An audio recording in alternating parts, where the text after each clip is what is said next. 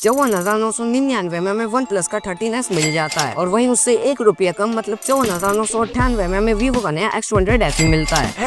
अब correct price नहीं पता क्योंकि शूट उसके लॉन्च होने से पहले हो रही है, तो अगर ये एक्सपेक्टेड प्राइस रियल निकलता है तो इन दोनों का कंपैरिजन तो बनता है क्योंकि ये दोनों ही कॉम्पैक्ट फोन्स हैं।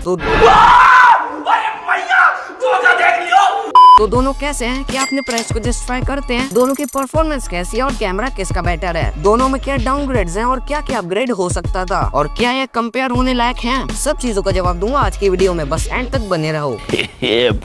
तो सबसे पहले स्टार्ट करते हैं दोनों के डिजाइन से। सबसे पहले दोनों की डिजाइन लैंग्वेज एकदम प्रीमियम है। जैसे X200 FE में आपको बैक में मैट ग्लास मिलता है एल्यूमिनियम फ्रेम्स के साथ, वही 13S में आपको बैक में मैट फिनिश के साथ मेटल फ्रेम्स मिलते हैं। अब नो डाउट दोनों प्रीमियम है और 13S मेटल फ्रेम्स की वजह से थोड़ा ज्यादा प्रीमियम लगता है, तो 1 पॉइंट 13S के खाते में। लेकिन 13S में सिर्फ IP65 का सपोर्ट है, वही वीवो में IP68 और 69 दोनों का सपोर्ट है, तो 1 पॉइंट वीवो का भी। वही बात अगर डिस्प्ले की आई तो दोनों में ही मिनिमल बेजल्स हैं। वीवो में 6.31 इंचेस की LTPO AMOLED डिस्प्ले है जाइस कलर मास्टर के सपोर्ट के साथ और आपको 1800 निट्स की HBM मिलती है। वही वन प्लस में आपको 6.32 इंचेस की LTPO AMOLED डिस्प्ले मिलती है 1.5K वाली और 1600 निट्स की HBM। तो डिस्प्ले वाइज दोनों अच्छे हैं, तो पॉइंट दोनों के खाते में। हाँ, पर वीवो में गोरिल्ला ग्लास की प्रोटेक्शन मिलती है और 13S में कौन सी प्रोटेक्शन है इसकी पुष्टि अभी तक नहीं हो पाई है। वैसे इसका पॉइंट काट सकते हैं लेकिन कोई नहीं, दे दे। लेकिन अब बात आ जाती है कैमरा की, जिसमें काफी कॉम्पैक्ट स्मार्टफोन्स में कॉम्प्रोमाइज होता ही होता है। पहले नंबर्स की बात करें तो वन प्लस में आपको बैक में 50 MP का मेन सोनी लिथिया 700 सीरीज का और 50 MP 2x telephoto Samsung GN5 sensor मिलता है। अल्ट्रा वाइड और OIS की कमी खलेगी।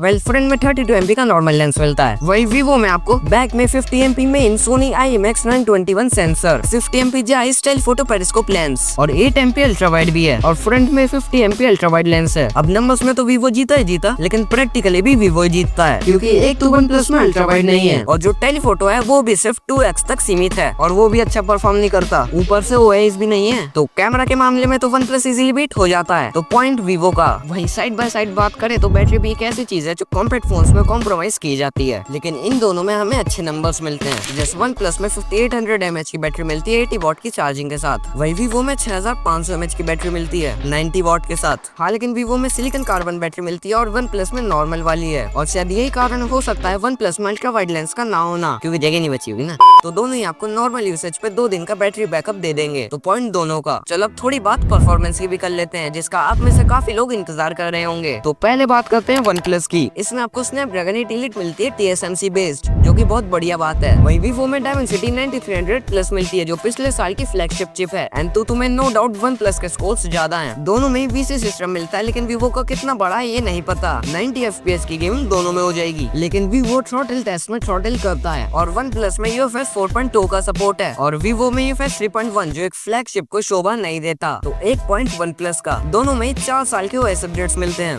LPDDR5 SRAM का सपोर्ट दोनों में है और AI फीचर्स दोनों में भर भर के हैं, तो 1 पॉइंट दोनों का। चलो ये तो बात हुई स्पेक्स डिफरेंस की, लेकिन अब जानते हैं कि इसमें क्या क्या दिक्कतें हैं, क्या क्या एडवांटेजेस हैं और क्या क्या इम्प्रूव हो सकता था।